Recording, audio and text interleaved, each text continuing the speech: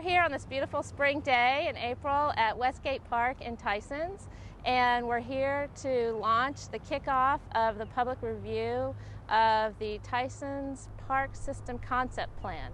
The concept plan for the park system in Tysons, it's a tool to help us guide the development of new parks in Tysons, where there are going to be a lot of new people living and working here as new high-rise buildings are built. They're going to need places to go outside and enjoy the outdoors for social interaction, community building, and just having fun. The concept plan right now is published on the Park Authority's website for the public to look at and provide comments on through the middle of June. And then we're going to bring it to the Park Board in July, and then it's going to be implemented over the next several years and decades.